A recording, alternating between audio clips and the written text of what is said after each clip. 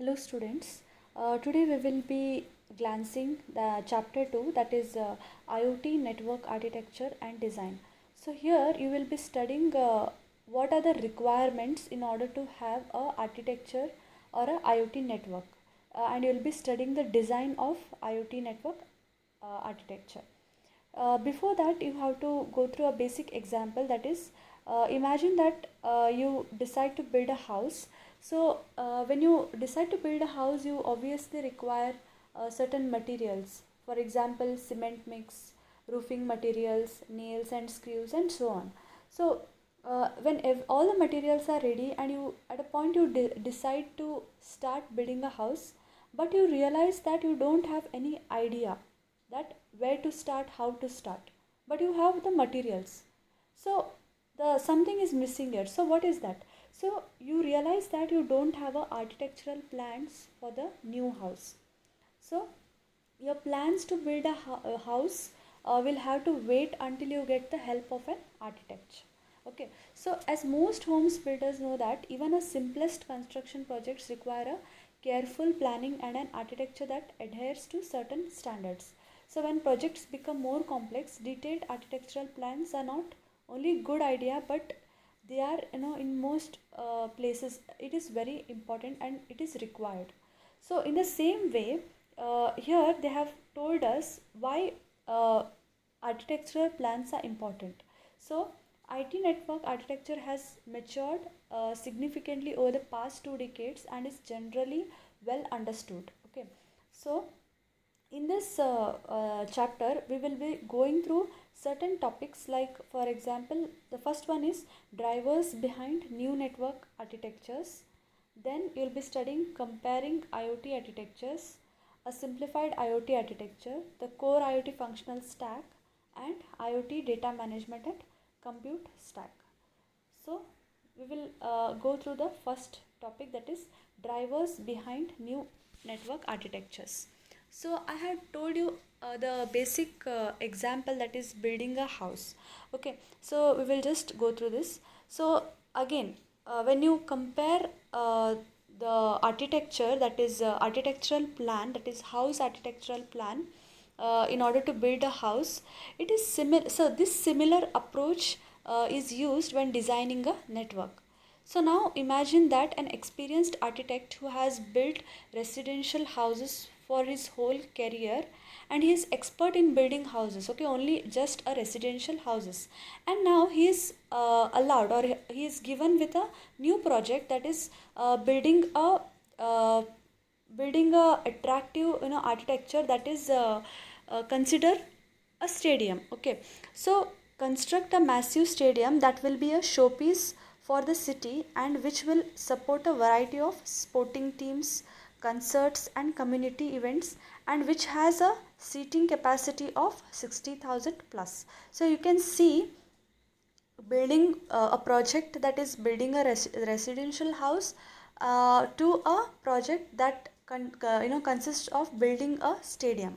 So here, while the architect has extensive experiences in designing homes, those skills will clearly not be enough to meet the demands of this new project.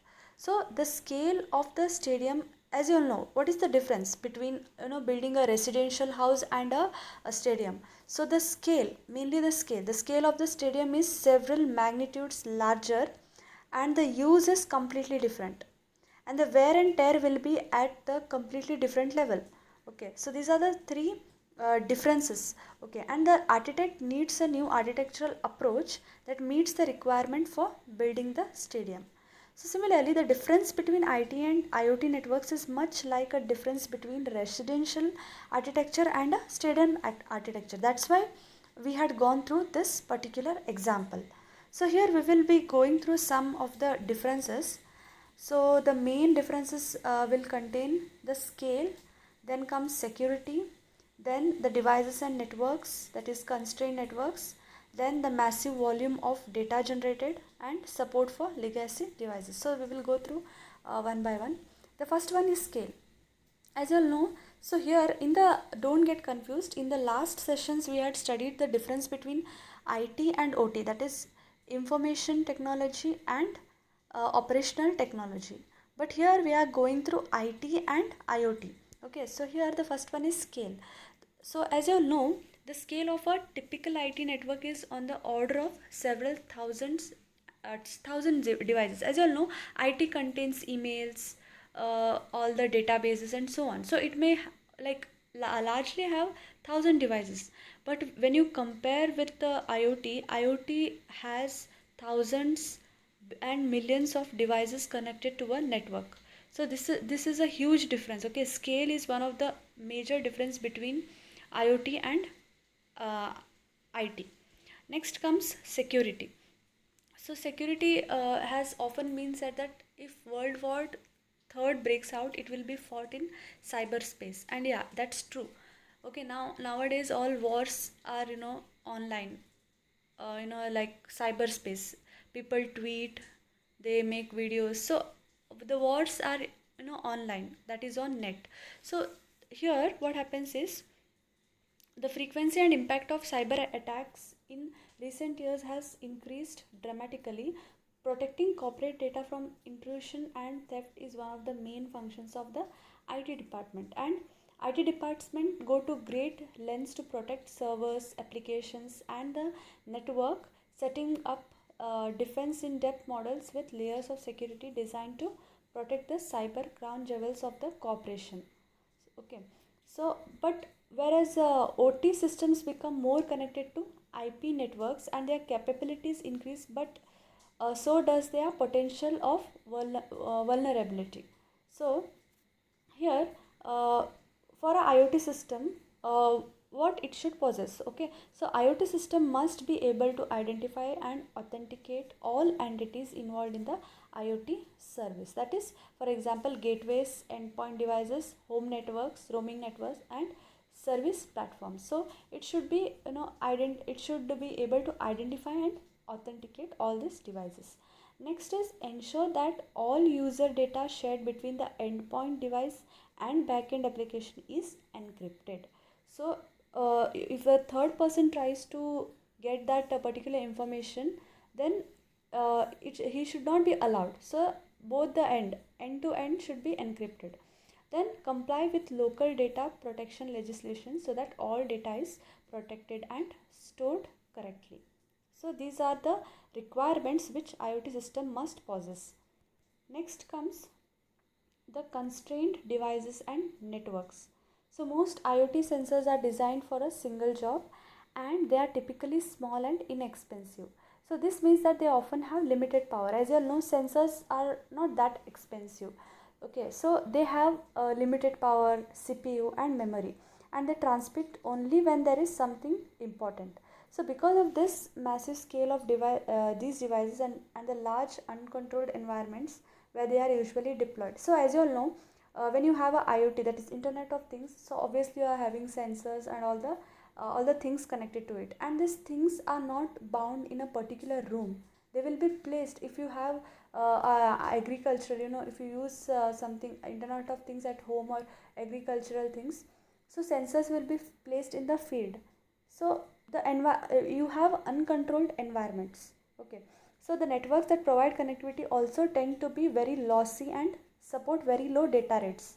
So this is the difference here. IoT has a lot of problems, but when it comes to IoT, IT networks, it has end-to-end connected devices, CPUs, and so on.